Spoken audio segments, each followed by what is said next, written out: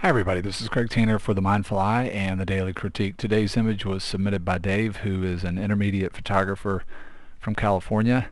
Dave shot this image with a Canon 50D, an effective focal length of around 80 millimeters, and the exposure information is ISO 200 and f2.8 at 1/50th of a second. Connected to the technical information, first thing I'll mention here that I really like is Dave shooting this particular shot very close to wide open or wide open on this lens. f2.8 is going to be an aperture.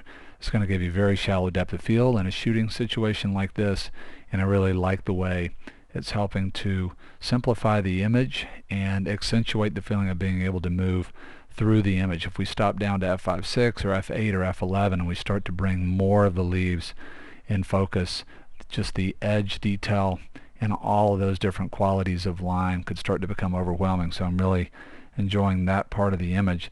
The other thing that I love about the image is color.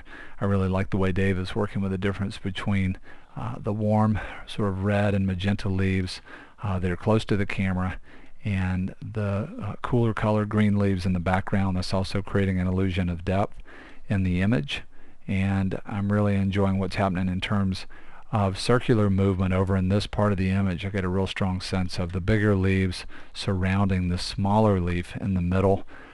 Is a real strong feeling of sort of implied energy and design, and I really like the way that movement continues over here in sort of a semicircle with the warmer leaves moving into the space. Another thing that I really like about the image is the quality of light. Even though the quality of light looks very soft, which I think is another thing that's helping to simplify this image, there's still a feeling of the light being brighter here and then sort of falling off and getting less contrasty and softer, a lower quantity of light in the background. And that's another thing that's helping to create separation here, and I really like what it's doing for this area of the image, which to me is sort of one of the main subject areas of the design of the image. When I think about a perfect world variation for this image, it's really connected to Dave's question under question and comments. He says that he struggled with a crop, so he seemed to be torn between the colors of the leaves in sharp focus and then the overall repeating pattern of the leaves. And he said he also thought about maybe blurring the background a little bit more, and I'm kind of assuming that might be to diminish some of these areas where we really sort of start to lose the color. I think I would probably crop the image instead of blurring the background more. What happens for me in this image is that this area right in here starts to become very visually heavy.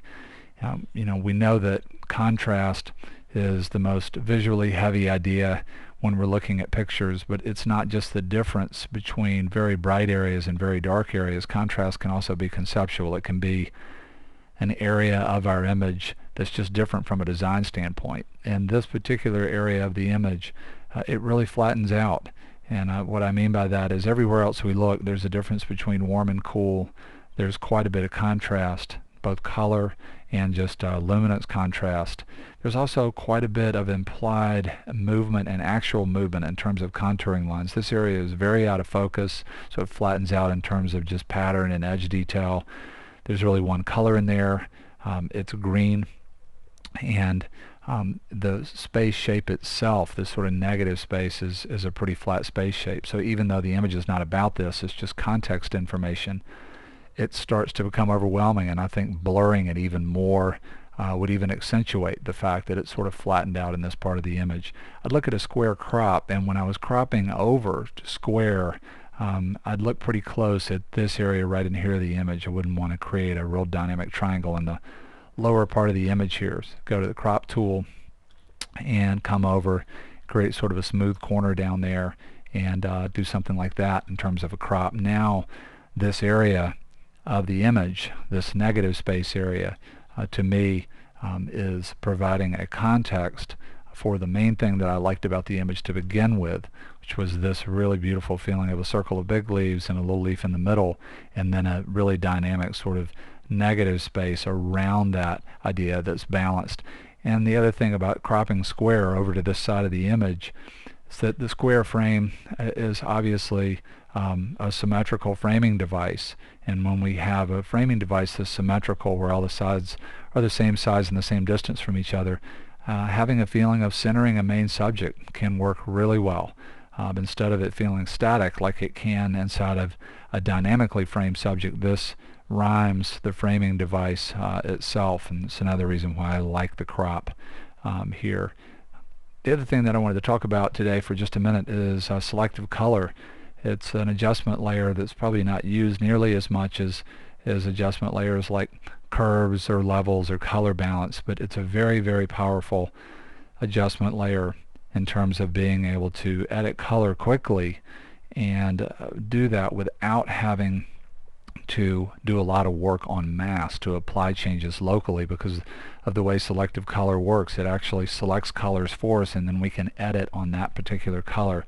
It could be very powerful on an image like this, where we have simple color in terms of the color idea is really sort of red, magenta versus green, but the way those colors are showing up, they're showing up within shapes that are very complex.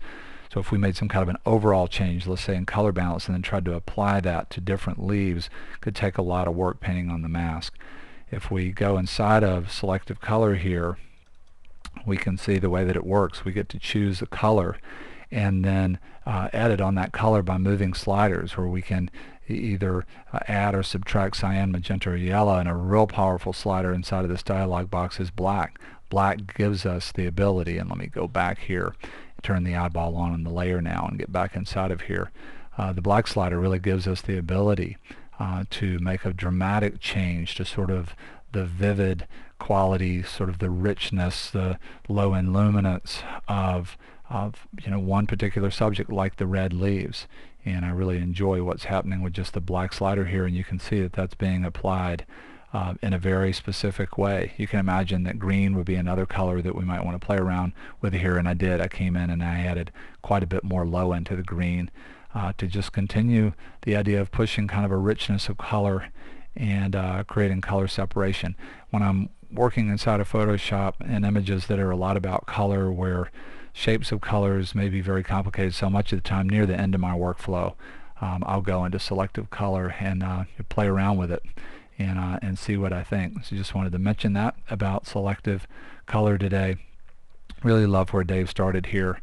Beautiful flow of focus, really well seen in terms of just overall design, really beautiful colors, great quality of light. I say a big thank you to Dave for sharing the image with us, and hope to see you again real soon on the Mindful Eyes Daily Critique.